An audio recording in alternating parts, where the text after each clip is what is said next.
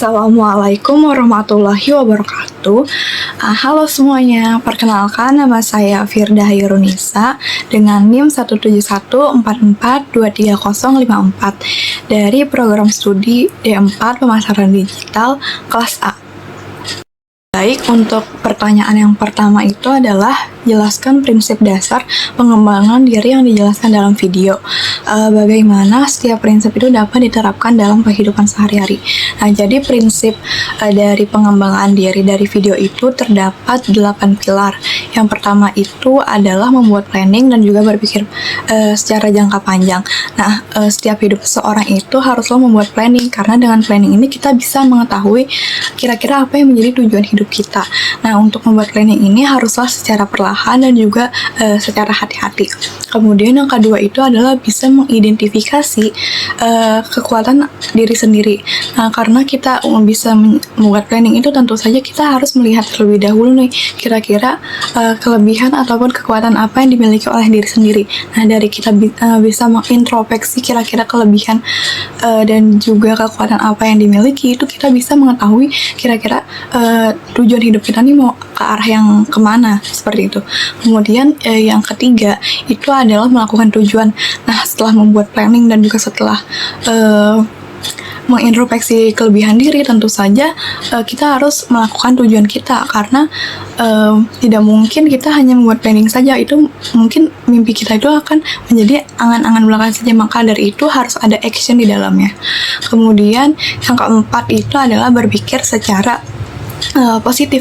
Nah, setiap kita melakukan sesuatu ataupun ingin melakukan step by step dari tujuan kita, itu haruslah kita berpikir positif, karena pikiran kita ini merupakan cerminan dari apa yang kita lakukan nantinya. Kemudian yang kelima itu ada yang namanya minum air putih. Nah, minum air putih ini membantu kita untuk bisa relaksasi dari semua situasi yang sedang kalut yang kita rasakan. Kemudian yang keenam itu adalah mengkonsumsi makanan. Nah, dengan kita mengkonsumsi makanan ini, kita bisa mendapatkan lebih banyak energi lagi untuk kita bisa melakukan step ataupun melakukan hal-hal kecil untuk bisa mencapai tujuan hidup kita. Nah, yang ketujuh itu ada membaca buku. Nah, membaca buku ini setiap orang itu pastinya berbeda-beda. Ada yang ingin sebagai hiburan ataupun sebagai cara untuk bisa membuka wawasan mereka. Nah, untuk dengan kita membaca buku ini, wawasan kita tuh akan menjadi lebih luas lagi.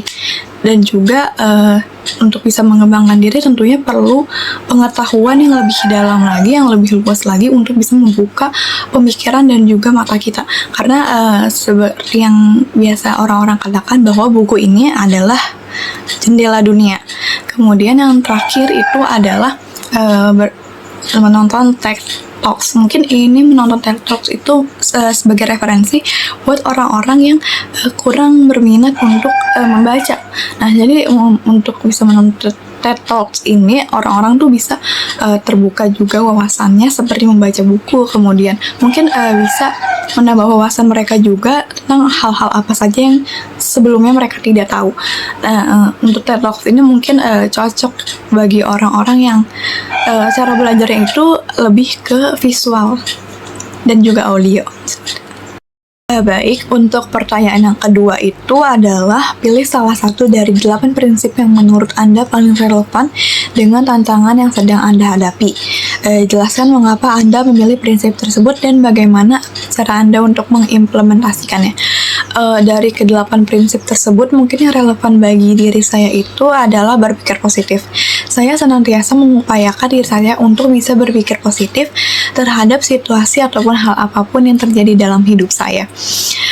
Cara saya untuk bisa mengimplementasikannya ini adalah dengan cara saya melihat sudut pandang lainnya tentang hal yang terjadi dalam hidup saya. Contohnya saja seperti ketika saya gagal dalam tes ataupun interview organisasi. Nah, saya senantiasa berpikir bahwa dengan kegagalan itu adalah cara untuk bisa menyelamatkan saya.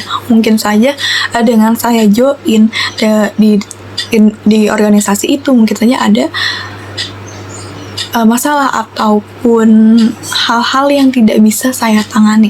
Nah, maka dari itu berpikir positif ini penting dalam hidup saya, khususnya pada saat saya mengalami kegagalan, karena dengan berpikir positif saya bisa bangkit lagi untuk bisa mencari jalan lain dan mencapai tujuan hidup saya.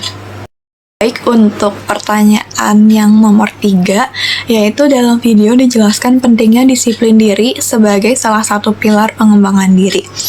Nah, buatlah rencana kegiatan mingguan yang mencakup penerapan disiplin diri dari berbagai aspek kehidupan Anda, misalnya belajar, kesehatan, ataupun pekerjaan. Nah, untuk menjadwalkan mingguan saya ini dibagi menjadi antara weekdays sama weekend. Dimana ketika saya weekdays, yaitu dari Senin sampai dengan Jumat, saya itu menjadwalkan diri saya di pagi hari untuk bersih-bersih kamar dan juga mengerjakan tugas kuliah saya. Kemudian dari siang sampai dengan sore, saya biasanya menjadwalkan diri saya untuk, karena ada jadwal kuliah, saya berkuliah baik itu dari pergi ke kampus ataupun daring di rumah. Kemudian di malam harinya, saya meluangkan waktu untuk bisa berkumpul bersama keluarga saya, berbincang bagaimana hari itu berjalan. Nah, kemudian saya lanjut dengan saya mengerjakan tugas kuliah saya lagi sampai saya dirasa mengantuk. Kemudian untuk jadwal saya di weekend, yaitu Sabtu dan juga Minggu, saya lebih banyak meluangkan waktu saya untuk mengerjakan tugas kuliah saya, karena saya merasa bahwa dengan saya mengerjakan tugas kuliah saya di weekend itu lebih banyak waktu yang saya punya dan saya bisa mengerjakan lebih dari satu tugas kuliah pada weekend. Nah, kemudian pada weekend juga tentu saya harus merelaksasi diri saya itu dengan cara saya bermain bersama teman-teman saya, ataupun bermain game, ataupun menonton drama kesukaan saya di weekend.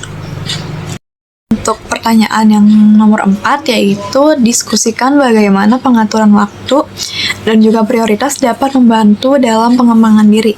Seperti yang disebutkan dalam video, berikan contoh nyatanya dalam kehidupan Anda. Nah, untuk pengaturan waktu dan juga prioritas ini sangat membantu pengembangan diri seseorang, karena dengan pengaturan waktu dan juga prioritas ini seseorang dapat lebih mengetahui kira-kira hal apa saja yang dilakukan untuk bisa mencapai tujuan hidup mereka, dan kira-kira langkah awal apa yang baiknya dilakukan untuk bisa melanjutkan langkah untuk mencapai tujuan hidup. Nah, dalam hidup saya ini, contohnya saya ambil ketika saya berjuang untuk bisa mendapatkan perguruan tinggi negeri, di mana saya membuat planning, mengatur jadwal, kira-kira satu hari itu saya bisa belajar berapa banyak materi, dan dalam seminggu itu saya bisa mencapai apa kira-kira. Kemudian dalam seminggu ini saya juga mengatur kapan hari di mana saya bisa beristirahat.